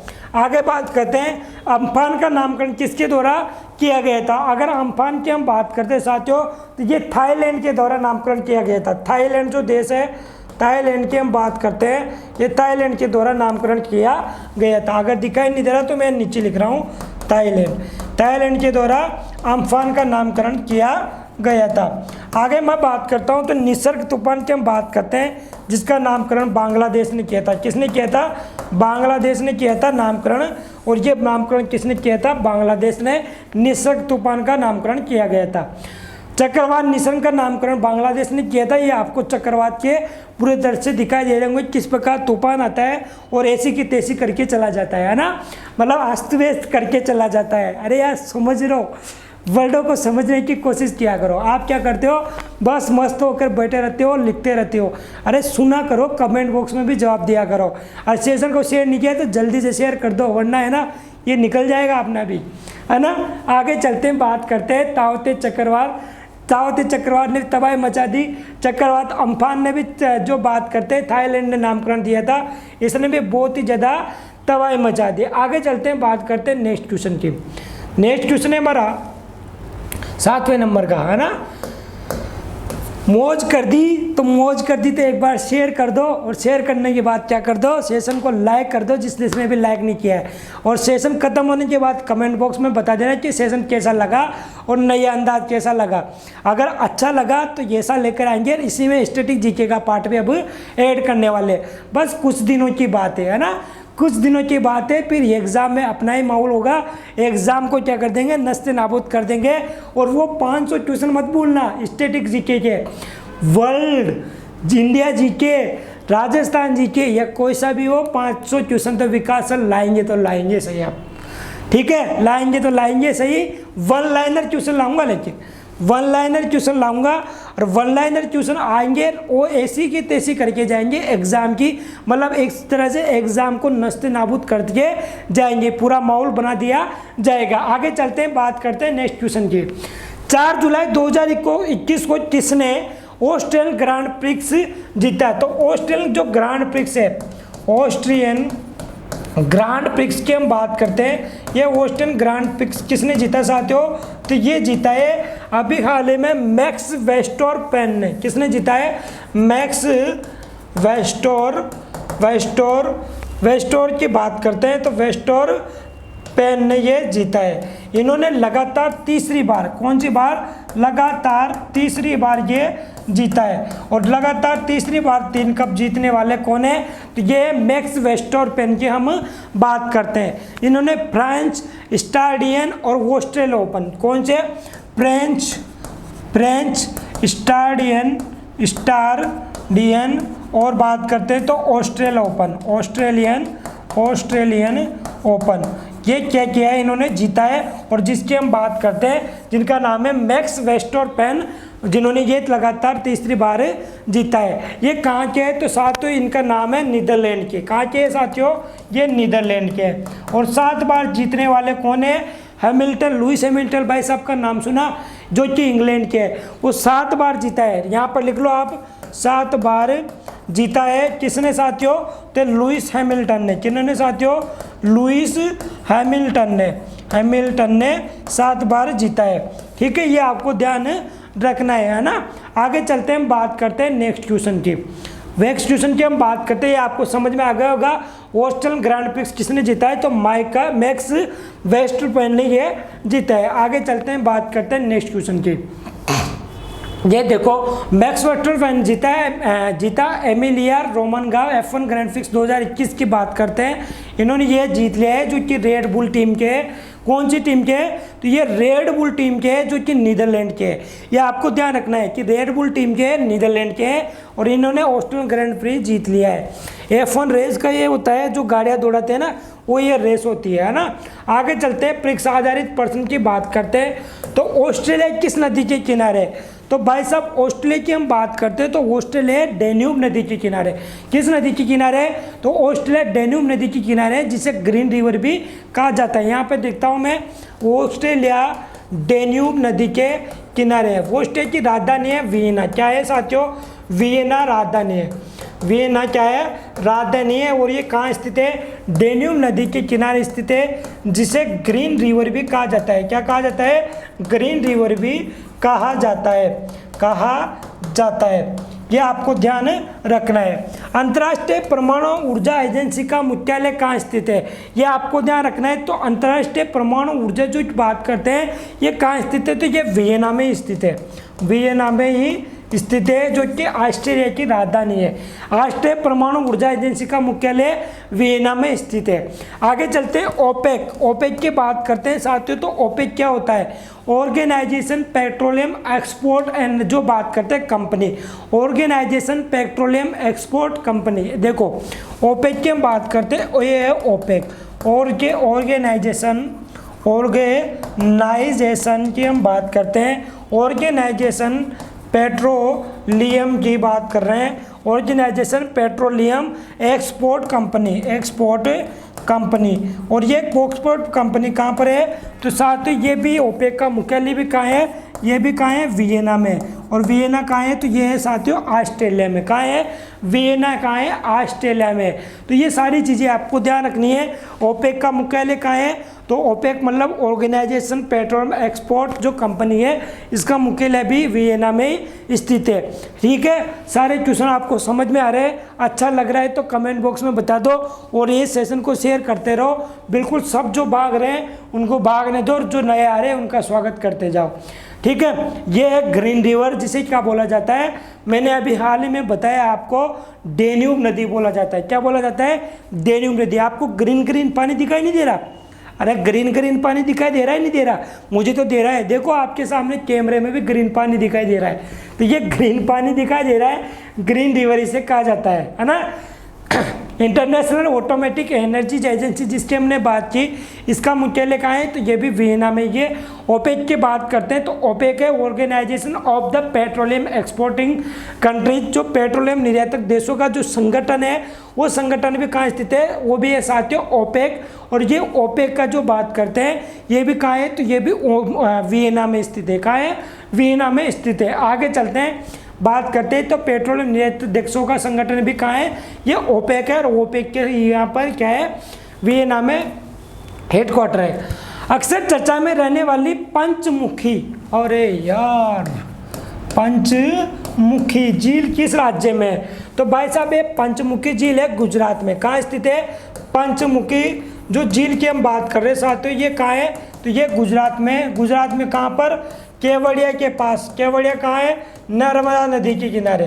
केवड़िया गुजरात के पास में पंचमुखी झील है। और ये पंचमुखी झील की हम बात करते हैं तो ये चर्चा में क्यों है? क्योंकि यहाँ पर मगरमच्छ क्या होते रहते हैं? स्थानांतरित होते रहते हैं। मगरमच्छ स्थानांतरित होने के कारण ये क्या रही है? चर्चा में रही है। मगरमच्छ स्थानांतरित, इसी के चक्कर में क्या रही है? चर्चा में रही है। केवड़िया गुजरात में नर्मदा नदी के पास में ये क्या है? पंचमुखी झील है। ठीक है, तो ये कहाँ स्थित है? गुजरात में स्थित है। केवड़िया गुजरात की हम बात करते हैं तो क्यों प्रसिद्ध हो गया? केवड़िया गुजरात क्यों प्रसिद्ध है? मुझे तो ये बता दो आप, केवड़िया गुजरात क्यों प्रसिद्ध है? सरदार वल्लभ भाई पटेल जी की यहाँ पर क्या लगी हुई है? मूर्ति लगी हुई है, जो कि 182 मीटर की क्या है? ऊंचाई पर है। 182 मीटर क्या है? ऊंची है। अगर इसके वास्तुकार की हम बात करते हैं साथियों, तो इसका वास्तुकार कौन है? वो है राम सुतार साहब। कौन है? राम सुतार साहब क्या है? ये यहाँ के वास्तुकार है। इसकी बात करते हैं तो कौन से द्वीप में? ये द्वीप है साधु बेट द्वीप। क्या है साथियों? साधु बेट द्वीप पर यह स्थित है। अगर आगे चलते मैं इसकी बात करता हूँ तो कौन सी कंपनी ने इसका निर्माण कराया था? तो कंपनी का नाम है साथियों लार्सन एंड टर्बो। नाम सुना होगा, लगभग L&T का नाम सुना होगा। इसी कंपनी के द्वारा सरदार वल्लभ भाई पटेल जी की 182 मीटर की ऊंचाई पर स्थित जो मूर्ति है केवड़िया गुजरात में, जो कि चुनी गई थी, वास्तुकार थे राम सुतार साहब जी। ये थी केवड़िया गुजरात में नर्मदा नदी के किनारे। कहाँ पर साथियों? तो नर्मदा नदी के किनारे ये स्थित है। अभी हाल ही में अगर बात करते हैं इसको, तो पर्यटन की सुरक्षा को देखते हुए जो कि इसमें क्या किया गया है, ये चर्चा में रही है। आगे अगर मैं बात करता हूँ, अभी हाल ही में गुजरात में क्या हुआ था कि एक तरह से जो लोथल है ना, लोथल, उस लोथल में क्या किया था? समुद्री विरासतों को देखते हुए वहाँ पर एक संग्रहालय खोला गया है। समुद्री विरासतों को देखते हुए क्या किया गया है? जहाज़ों की जो बात करते हैं रख रखाव की, वहाँ पर एक तरह से शिक्षा को बढ़ावा देना मनोरंजन के हिसाब से एक लोथल गुजरात में क्या किया गया है साथियों, तो एक समुद्री संग्रहालय खोला गया है। क्यों क्योंकि जो लोथल है, लोथल को जो पुरानी सभ्यताओं के हिसाब से क्या माना जाता था, एक डॉकयार्ड माना जाता था, बंदरगाह माना जाता था। मैंने क्लास में इसको भी डिटेल से आपको पढ़ाया हुआ है, तो उम्मीद करता हूँ ये भी आप बात को आपको याद होगी। आगे चलते हैं, इसमें इंपॉर्टेंट क्वेश्चन की हम बात करते हैं, तो इंपॉर्टेंट क्वेश्चन के बारे में देखते हैं। देखो आपको मैं बताता हूँ, ये है केवड़िया गुजरात, जिसमें सरदार वल्लभ भाई पटेल जी की ये मूर्ति लगी हुई है, और ये नर्मदा नदी के आपको यहाँ पर तट दिखाई दे रहा होगा, इसी के तट पर यहाँ पर ये लगी हुई है। इसकी ऊंचाई की हमने बात कर ली, वास्तुकार की बात कर ली, और सरदार वल्लभ भाई पटेल जी जो कि देशी रियासतों को योगदान में बहुत ज़्यादा योगदान है, देशी रियासतों को एक करने में। महत्वपूर्ण प्रश्नों की बात करते हैं एग्जाम की दृष्टि से रिलेटेड, तो स्टैच्यू ऑफ यूनिटी के वास्तुकार कौन थे, तो ये थे भाई साहब राम सुतार जी। कौन थे? राम सुतार जी वास्तुकार थे। बात करते हैं रानी की वाव, भाई साहब ये एग्जाम में पूछा गया क्वेश्चन है, रानी की वाव की हम बात करते हैं। तो रानी की वाव का मुद्रण कितने रुपए के नोट पर है, तो भाई साहब 100 रुपए के नोट पर। जो हमारा 100 रुपए का नोट आता है ना, इस 100 रुपए के नोट पर रानी की वाव का चित्रण किया गया है, रानी जी की बावड़ी यहाँ पर दिखाई गई है। समुद्री संग्रहालय कहाँ पर स्थापित किया जा रहा है, तो ये लोथल गुजरात में किया जा रहा है। कहाँ पर साथियों? लोथल गुजरात में समुद्री संग्रहालय क्या किया जा रहा है, तो ये स्थापित किया जा रहा है। काकरिया झील के चारों तरफ कौन सा शहर बसा हुआ है, ये इंपॉर्टेंट क्वेश्चन है बहुत ही ज़्यादा। जो काकरिया झील है, उस काकरिया झील के चारों तरफ कौन सा शहर बसा हुआ है, तो वो बसा हुआ है अहमदाबाद। अहमदाबाद गुजरात, अहमदाबाद गुजरात क्या बसा हुआ है, चारों तरफ बसा हुआ है काकरिया झील के। आगे क्वेश्चन की बात करते हैं, तो देखो ये स्टैच्यू ऑफ यूनिटी की हम बात करते हैं, जो कि 182 मीटर की ऊंचाई पर है, सरदार वल्लभ भाई पटेल जी के। ये स्प्रिंग टेम्पल ऑफ बुद्धा की बात करते हैं, तो 153 मीटर की ऊंचाई पर है। लेकिन बात करते हैं इसमें स्टैच्यू ऑफ लिबर्टी की, जो आपको ध्यान रखे होगा, जो 7 दुनिया के अजीबे उनमें आती है, और स्टैच्यू ऑफ यूनिटी की बात करते हैं तो 93 मीटर की ये होती है। ये सारी यहाँ पर कंपैरिजन दिया हुआ है कि स्टैच्यू ऑफ यूनिटी जो कि एक तरह से कितनी ऊंचाई पर है। विश्व की सबसे ऊंची प्रतिमा है 182 मीटर का, जिसका लोकार्पण किसने किया था, मोदी जी ने किया था। आगे चलते हैं, बात करते हैं कि आपको रानी की वाव दिखाई दे रही होगी। देखो आज सारी चीज़ें लेके आया हूँ मैं आपके लिए। ये क्या है साथियों, रानी की वाव। और ये रानी की वाव कहाँ स्थित है, तो ये आपको कमेंट बॉक्स में बताना है। इसमें कौन से नोट का, तो ये 100 रुपये का नोट में इसका चित्रण किया गया है। और किस किस का मन कर रहा है कि 100 रुपये आपके पास चल कर आ जाए, उड़ कर आ जाए, कौन कौन चाहता है कि 100 रुपये किस किस को चाहिए, जल्दी से कमेंट बॉक्स में बता दो। अरे निकम्मो पढ़ लो पहले, फिर आ जाएंगे पैसे। तो पहले 100 रुपये के नोट की इच्छा मत रखो, 100 नहीं हज़ारों आएंगे, लेकिन क्या करना पड़ेगा, मेहनत तो करनी पड़ेगी, मेहनत करके पसीना बहाना पड़ेगा, दिन रात एक रेगुलरिटी के साथ पढ़ना पड़ेगा, है ना। आगे चलते इसमें बात करते हैं, तो बात करते हैं नेक्स्ट की। तो ये आपको भारत का पहला समुद्री संग्रहालय कहाँ स्थापित किया जाएगा, तो ये लोथल गुजरात में किया जाएगा। ये क्या है भाई साहब, ये क्या है, मुझे ये बता दो कि ये क्या है। ये कांकरिया झील की हम बात करते हैं। कांकरिया झील के बारे में, ये स्टेडियम नहीं है, गोल गोल दिखाई दे रहा है ना, स्टेडियम नहीं है, ये बीच में पानी भरा हुआ है। क्या भरा हुआ है, पानी भरा हुआ है ना। ये आपको ध्यान रखना है। कांकरिया झील के किनारे क्या स्थित है, अहमदाबाद शहर स्थित है। क्या स्थित है साथियों, अहमदाबाद स्थित है। आगे चलते इसमें बात करते हैं, तो आप मुझे ये बता दो कि जैसे कि कांकरिया झील की बात कर ली, सांबर झील कहाँ है, राजस्थान में। कहाँ है साथियों, सांबर झील राजस्थान में। नक्की झील राजस्थान में, नक्की झील राजस्थान में, सांबर झील राजस्थान में, पेंगोंग झील लद्दाख में, पेंगोंग झील लद्दाख में, चिल्का झील उड़ीसा में, फिर चिल्का झील उड़ीसा में, पेंगोंग झील लद्दाख में, नक्की झील राजस्थान में, सांबर झील राजस्थान में, है ना। और जो लोनार झील है, लोनार झील जो कहाँ है स्थित है, महाराष्ट्र में, लोनार महाराष्ट्र में, है ना। और डल झील, एक डल झील है जो कि जम्मू कश्मीर की बहुत ही इंपॉर्टेंट झील है। डल झील जम्मू कश्मीर, लोनार की महाराष्ट्र, और पेंगोंग लद्दाख, और सांबर गुजरात, और दूसरी बात करते हैं नक्की गुजरात की। आपको ध्यान रखनी है। और चिल्का उड़ीसा को तो बिल्कुल ना भूलना है ना, बिल्कुल ना भूलना चिल्का उड़ीसा को। तो आगे चलते हैं, बात करते हैं नेक्स्ट क्वेश्चन की। ये भाई साहब बहुत ही ज़्यादा इंपॉर्टेंट रोल रखते हैं ना। आगे चलते हैं, बात करते हैं। क्वेश्चन है हमारा आज का 9th नंबर का। 9th नंबर का बहुत ही ज़्यादा इंपॉर्टेंट क्वेश्चन है। और ये भी बहुत ही ज़्यादा इंपॉर्टेंट इसलिए रहा है कि ये क्या होगी, एक तरह से देश की प्रथा थी। ये भी चर्चा मेरी दरबार मूव प्रथा किस राज्य एंड संघ शासित प्रदेश से संबंधित है। तो साथियों ये है जम्मू कश्मीर से। कौन सी प्रथा की बात करते हैं, तो दरबार मूव प्रथा। दरबार मूव प्रथा ये कहाँ से संबंधित थी, तो ये जम्मू एंड कश्मीर से संबंधित थी। इसमें क्या होता था कि जिस प्रकार हम बात करते हैं जम्मू कश्मीर में ग्रीष्मकालीन राजधानी की बात करते हैं, तो ग्रीष्मकालीन राजधानी क्या थी और शीतकालीन राजधानी क्या थी। तो इनमें क्या होता था, हर 6 महीने में राजधानियाँ चेंज होती थी। हर 6 महीने में राजधानियाँ चेंज होती थी, पैसे भी लगते थे।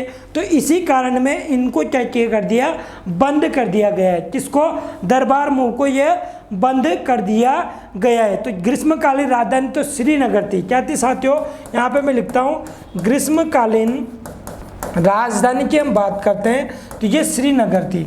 श्रीनगर तो ग्रीष्म में तो क्या करते थे, राजधानियों के सामानों को उठाकर श्रीनगर ले जाते थे। ट्रक में भरते थे, आते थे, ऑफिसरों को भी भरते थे और चलो भैया श्रीनगर चलते हैं। अब ग्रीष्मकालीन राजधानी वहीं बनाएंगे जम्मू कश्मीर की। फिर शीतकालीन जो बात करते हैं, जैसे ही सर्दी आती थी शीतकालीन, और वापस बोलते थे चलो भाई साहब वापस कहाँ चलो, जम्मू चलो। कहाँ चलो, जम्मू चलो। मतलब इनका हर 6 महीने में अलग ही मजा आता था। इधर से उधर, इधर चले हम उधर चले, है ना, इधर चले हम उधर चले, वो वाली बात है ना। तो ये जम्मू कश्मीर की बात करते हैं तो श्रीनगर में जम्मू कश्मीर की शीतकालीन जो बात करते हैं राजधानी जम्मू होती थी और ग्रीष्मकालीन श्रीनगर होती थी। ठीक है, अगर बात करते 6 महीने में इनको जो चेंज होती थी। और इसी को लेकर क्या हुआ था, 1872 में जो प्रथा बनाई गई थी, ये 1872 में गुलाब सिंह के द्वारा ये प्रथा बनाई गई थी। किसके द्वारा, गुलाब सिंह जी के द्वारा ये प्रथा बनाई गई थी। और वर्तमान में जो यहाँ के उपराज्यपाल है, वर्तमान में जो उपराज्यपाल है मनोज सिन्हा, उपराज्यपाल है मनोज सिन्हा, इन्होंने क्या कर दिया, इसको बंद कर दिया। क्या कर दिया, बंद कर दिया। मतलब कितने साल बाद, 149 साल बाद। कितनी, 149, 149 साल बाद इस प्रथा को बंद कर दिया कि ना तो इधर जाएंगे ना उधर जाएंगे, जहाँ हैं वहीं रहेंगे। और क्या करेंगे, ऑनलाइन काम करेंगे। क्या करेंगे, ऑनलाइन काम करेंगे, जिससे क्या होगा, पैसा बचेगा। और इसमें पैसा कितना खर्च होता था, इधर उधर जाने में लगभग 200 करोड़ रुपए का इसमें खर्च आता था। कितना आता था, लगभग 200 करोड़ रुपए का इसमें खर्च आता था। जिसकी इधर उधर से जाने में इनको क्या होता था, 6 महीने के 6 महीने ही इनका कार्यालय भी चेंज होता था, इनके ऑफिसर भी परेशान होते थे, सामानों को इधर उधर लांग कर ले जाया जाता था। जिस प्रथा का नाम क्या है, दरबार मूव प्रथा है। और ये कहाँ की थी, तो ये जम्मू कश्मीर की थी। किसने स्टार्ट की थी, कब स्टार्ट की थी, तो 1872 में गुलाब सिंह जी ने स्टार्ट की थी। और इसको अभी हाल में यहाँ के राज्यपाल मनोज सिंह, उपराज्यपाल मनोज सिन्हा जी के द्वारा क्या कर दिया, बंद कर दिया गया। ये मनोज सिन्हा जम्मू कश्मीर जो केंद्र शासित प्रदेश बना है, आज के सेकंड टाइम के उपराज्यपाल है, मतलब दूसरी बार के उपराज्यपाल है। और जो फर्स्ट राज्यपाल थे, फर्स्ट उपराज्यपाल थे, वो कौन थे, गिरीश चंद्र मुर्मू। कौन थे साथियों, गिरीश चंद्र मुर्मू यहाँ के फर्स्ट उपराज्यपाल थे। ये आपको ध्यान रखना है, ये सारी चीज़ें आपको ध्यान रखनी है। आगे चलते हैं, इसी में मैं देखो आपको बताता हूँ, इसमें इंपॉर्टेंट क्वेश्चन है तो मैं ज़रूर बताऊँगा आपको। एक सेकेंड, ये 2 सिटीज है, श्रीनगर समर कैपिटल और मैं एक टूमर में ये रहता था। और आगे बात चलते हैं, विंटर कैपिटल की बात करते हैं, नवंबर से अप्रैल तक ये सारी चीज़ें चलती रहती थी। इस तरह से यहाँ पर काम किया जाता था। और ये सारी चीज़ें आपको इस तरह से बांध कर सामान उठाकर कहाँ ले जाते थे, एक स्थान से दूसरे स्थान पर ले जाते थे। और इनको आता था मज़ा, और इस मज़ा को बंद कर दिया वहाँ के राज्य उपराज्यपाल मनोज सिन्हा जी ने। तो ये वाली बात भी इन्होंने क्या कर दी, मौज कर दिया ना। आगे चलते हैं, आगे बात करते हैं। देखो नेक्स्ट क्वेश्चन की हम बात करते हैं। नेक्स्ट क्वेश्चन है आज के, एशिया का ट्यूलिप गार्डन की हम बात करते हैं साथियों। तो ये एशिया का जो ट्यूलिप गार्डन है ये कहाँ पर है, तो एशिया का ट्यूलिप जो गार्डन है सबसे बड़ा ट्यूलिप गार्डन माना जाता है। ये है श्रीनगर में। कहाँ साथियों? श्रीनगर में स्थित है। श्रीनगर में ये स्थित है। खेलो इंडिया शीतकालीन राष्ट्रीय खेल 2021 का आयोजन कहाँ हुआ था? तो ये हुआ था गुलमर्ग में। गुलबर्ग में ये हुआ था। और जो बात करते हैं खेलो इंडिया शीतकालीन राष्ट्रीय खेल थे, गुलबर्ग में ये हुआ था। लेकिन खेलो इंडिया जो यूथ गेम्स है, खेलो इंडिया जो यूथ गेम्स है साथियों, ये यूथ गेम्स कहाँ आयोजित हुए थे? तो ये हुए थे जो 4th नंबर की ये होंगे साथियों पंचकुला हरियाणा। कहाँ पर? पंचकुला हरियाणा में ये आयोजित होंगे।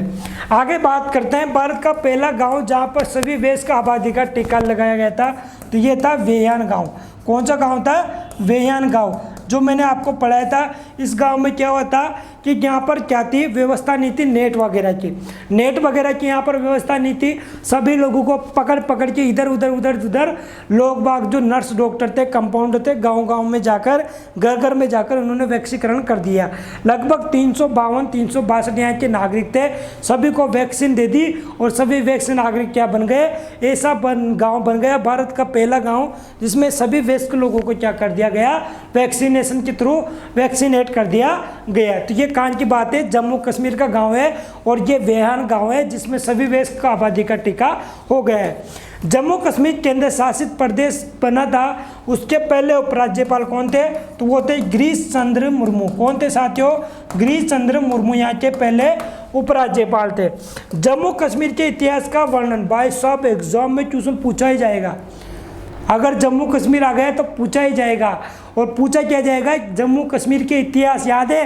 राज तरंगनी, मैंने बहुत सी बार बताया आपको, राज तरंगनी की हम बात करते हैं तो ये राज तरंगनी जो कलहण के द्वारा रचित है, इसी में जम्मू कश्मीर का इतिहास लिखा हुआ है। क्या?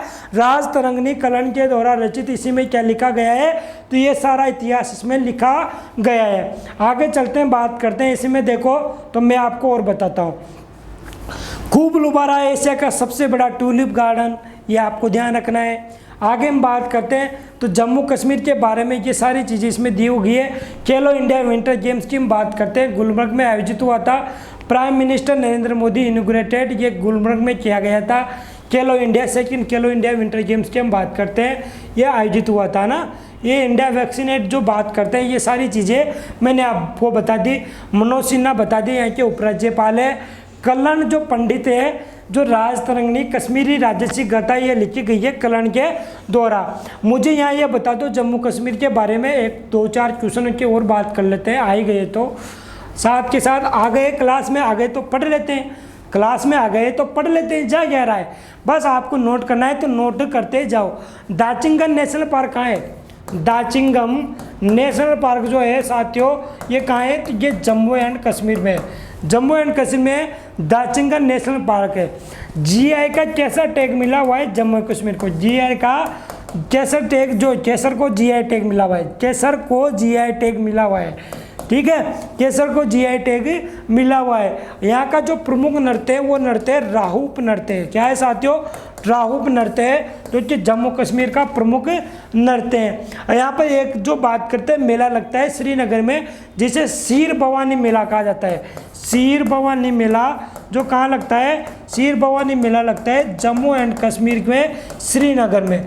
कहाँ पर लगता है? श्रीनगर में ये मेला लगता है। ये 3-4 बातें थी जो आपको एक्स्ट्रा नोट करनी है जम्मू कश्मीर के बारे में। और तो फिर आप मौज करो, कोई नहीं, नोट करते जाओ और मौज करते जाओ, ये आपको ध्यान रखना है। और नोट कर लिया तो यूँ मान लो मज़ा आ जाएगा। क्या आ जाएगा? मज़ा आ जाएगा, ठीक है। आगे चलते हैं, बात करते हैं नेक्स्ट की। नेक्स्ट है नेक्स्ट क्वेश्चन। अरे रुक जाओ यार, रुक जाओ, मज़ा आने वाला है पढ़ने में। नेक्स्ट क्वेश्चन है साथियों, अंतर्राष्ट्रीय महिला क्रिकेट में सबसे ज़्यादा रन बनाने का रिकॉर्ड किसके पास है? भाई साहब, अंतर्राष्ट्रीय महिला क्रिकेट की हम बात करते हैं तो ये अलग ही रिकॉर्ड बनाते हैं और अलग रिकॉर्ड बनाते हैं। सबसे ज़्यादा रन बनाने का जो रिकॉर्ड है वो है मिताली राज के पास। किनके पास है? तो मिताली राज के पास में ये रिकॉर्ड बन गया है। जिन्होंने अंतर्राष्ट्रीय महिला क्रिकेट में सबसे ज़्यादा क्या बनाए, रन बनाए। और ये बात करते हैं मिताली राज को, जो इन्होंने शार्लोट जो कि इंग्लैंड की है, कौन, शार्लोट। और शार्लोट का क्या है, रिकॉर्ड तोड़ दिया। क्या कर दिया इन्होंने साथियों, रिकॉर्ड तोड़ दिया शार्लोट का। और ये बात करते हैं कहाँ की है, तो ये इंग्लैंड की है। और ये कौन है, भारतीय महिला क्रिकेट टीम की खिलाड़ी जो बात करते हैं मिताली राज। इन्होंने ये सारी चीज़ें नोट कर लो, तो ये इन्होंने ये रिकॉर्ड तोड़ दिया है। आगे चलते हैं, इसमें बात करते हैं, तो ये है मिताली राज जिन्होंने सबसे ज़्यादा रन बनाए। महत्वपूर्ण प्रश्नों में अगर बात करते हैं तो क्रिकेट के सभी प्रारूपों में डेब्यू करने वाले सबसे युवा की हम बात करते हैं। और सबसे युवा खिलाड़ी की जो बात करते हैं, ये कौन थे, तो ये शेफाली वर्मा थी। कौन थी, शेफाली वर्मा। शेफाली वर्मा कौन थी साथियों, शेफाली वर्मा थी, जो 17 वर्ष की हम बात करते हैं। एक सेकेंड, मेरे फ़ोन आ रहा है, एक सेकेंड साथियों, एक सेकेंड। शेफाली वर्मा की हम बात करते हैं, तो शेफाली वर्मा जी के द्वारा क्या कहा गया है कि 17 वर्ष 150 दिन की है। कितने, 17 वर्ष 150 ये दिन की है। और इस शेफाली वर्मा जी की बात करते हैं तो इन्होंने सभी प्रारूप में डेब्यू करने वाली सबसे युवा खिलाड़ी बन गई है। ब्लू नामक आत्मकथा सुरेश रैना जी की, किनकी है, सुरेश रैना जी की। यहाँ पे लिख देता हूँ मैं, सुरेश रैना जी की ब्लू नामक आत्मकथा है। अगर बात करते हैं दशक की सबसे सर्वश्रेष्ठ महिला क्रिकेटर कौन बनी है, यह आपको कमेंट बॉक्स में जवाब देना है कि दशक की सबसे ज़्यादा इम्पोर्टेंट जो क्रिकेट महिला है ये कौन बनी है। आगे बात करते हैं 21वीं सदी के सबसे महानतम टेस्ट बल्लेबाज और टेस्ट गेंदबाज कौन है, तो सबसे महान टेस्ट बल्लेबाज तो है सचिन तेंदुलकर। कौन है, सचिन तेंदुलकर। कौन है साथियों, सचिन तेंदुलकर है। और जो बल्लेबाज की बात करते हैं, सॉरी बल्लेबाज तो है सचिन तेंदुलकर, गेंदबाज है मुथैया मुरलीधरन। कौन है, मुथैया मुरलीधरन। और ये मुथैया मुरलीधरन जो है श्रीलंका के क्या है, गेंदबाज है। श्रीलंका के क्या है साथियों, ये गेंदबाज है। और 21वीं सदी के सबसे महानतम जो बात करते हैं ये कौन है, बल्लेबाज, ये सचिन तेंदुलकर है। आगे चलते हैं, बात करते हैं इसमें। देखो मैं आपको बताता हूँ, ये वुमेन T20 क्रिकेट के डिकेड की बात करते हैं। एलिसा पेरी जो कि क्या बनाई गई है, दशक की सबसे बेस्ट क्रिकेटर की बात करते हैं तो ये चुनी गई है। लेकिन जो बात करते हैं सर्वश्रेष्ठ क्रिकेट में, तो पुरुष में चुना गया है विराट कोहली जी को। किन्हें चुना गया है, विराट कोहली जी को पुरुष में चुना गया है। यहाँ पर मैं लिख देता हूँ, पुरुष की बात करते हैं तो विराट कोहली जी को चुना गया है, विराट कोहली जो भारत के है। और खेल की भावना की बात करते हैं तो खेल की भावना में माही को चुना गया है। खेल की भावना में महेंद्र सिंह धोनी को, महेंद्र सिंह धोनी को चुना गया है। ये महेंद्र सिंह धोनी को चुना गया है। आगे बात करते हैं साथियों हम, तो पुरुष में तो विराट कोहली है और खेल भावना में महेंद्र सिंह धोनी है। ये एलिसा पेरी जो कि ऑस्ट्रेलिया की है, इनको दशक की बात करते हैं तो दशक का एक तरह से महिला में बेस्ट क्रिकेटर अवार्ड दिया गया है। आगे चलते हैं, बात करते हैं नेक्स्ट क्वेश्चन की। नेक्स्ट क्वेश्चन की हम बात करते हैं तो ये देखो आपको एलिसा पेरी के बारे में दिखाई देते हैं। ये सुरेश रैना जी है जिन्होंने ब्लू आत्मकथा, कौन सी आत्मकथा, ब्लू आत्मकथा की हम बात करते हैं तो ये ब्लू आत्मकथा जो कि है कि इनके बारे में लिखी गई है, मतलब इनकी द्वारा ये लिखी गई है। 21वीं सदी का सबसे महान बल्लेबाज कौन चुना गया है, तो महान बल्लेबाज तो सचिन तेंदुलकर को चुना गया है। लेकिन जो बात करते हैं इनको दशक का सर्वश्रेष्ठ क्रिकेटर का अवार्ड है विराट कोहली का, T20 में राजिद का को और टेस्ट में स्टीव स्मिथ को चुना गया है। आगे चलते हैं, बात करते हैं तो ये सचिन तेंदुलकर है, ये महान बल्लेबाज चुने गए हैं। और मुथैया मुरलीधरन को क्या किया गया है, मुथैया मुरलीधरन को चुना गया है, किसका, तो युवा गेंदबाज में चुना गया है। ये शायद 11वें नंबर का क्वेश्चन है ना। निपुण भारत का पहला संबंध किससे है, निपुण भारत की पहल की बात करते हैं, निपुण भारत की पहल की हम बात करते हैं साथियों तो इसका संबंध है शिक्षा से। किससे संबंधित है, निपुण का संबंध है शिक्षा से। अब इसमें क्या होगा साथियों, तो इसमें होगा कि जो बच्चे हैं उनको अंक गणित सिखाई जाएगी। क्या सिखाई जाएगी, अंक गणित सिखाई जाएगी, अंक गणित सिखाई जाएगी। अंक गणित सिखाने के लिए ये निपुण पहल का स्टार्ट किया गया है सर्व शिक्षा अभियान के तहत। किसके तहत, समग्र समग्र शिक्षा के तहत ये स्टार्ट किया गया है। और ये समग्र शिक्षा जो है सर्व शिक्षा अभियान इसमें, और साथ के साथ में हम बात करते हैं साथियों तो इसमें और क्या शामिल है, राष्ट्रीय माध्यमिक शिक्षा इसमें शामिल है, राष्ट्रीय माध्यमिक शिक्षा इसमें शामिल है, ये आपको ध्यान रखना है। तो ये अंक गणिती इसमें सिखाई जाएगी ग्रेड 3 के बच्चों को, ग्रेड 3 के बच्चों को इसमें जोड़ा जाएगा। और ये 2026-27 तक इसमें कार्य कर लिया जाएगा, 2026-27 तक ये पहल स्टार्ट कर दी जाएगी जिसका नाम है निपुण भारत पहल।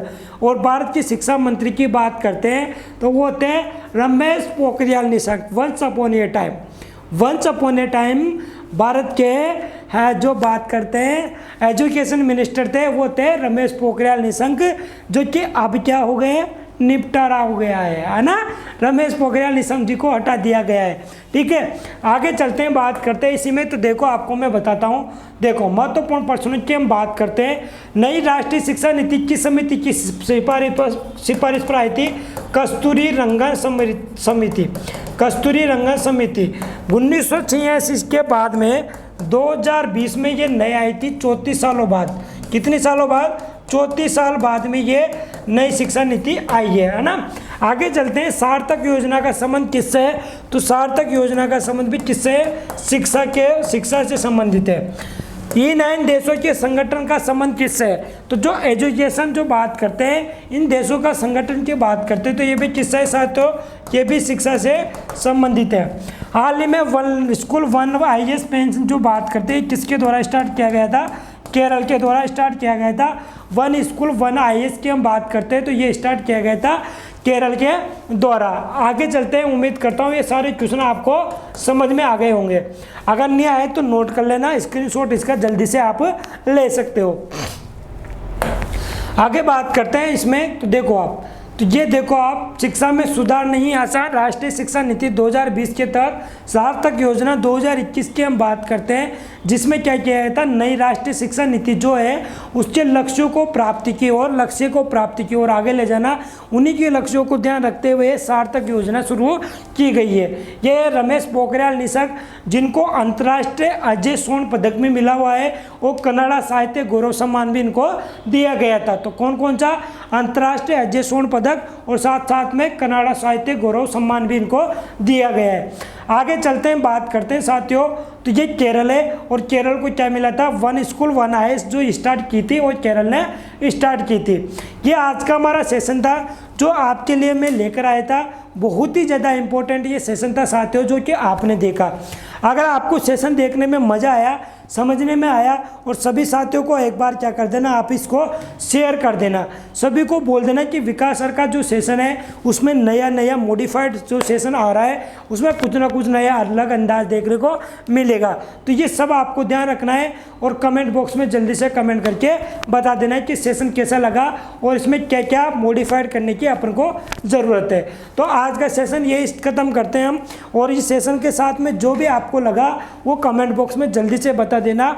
स्पेशल सेशन की जानकारी दे देना क्योंकि अभी तक मुझे जानकारी नहीं मिली और जानकारी नहीं मिलेगी तो मैं वीडियो नहीं बनाऊंगा, सिंपल सी बात है। तो ये आपको ध्यान रखना है। आज का सेशन यहीं ख़त्म करते हैं। तो सभी साथियों को प्यार से धन्यवाद, thank you, love you all साथियों, बाय बाय, टेक केयर, है ना।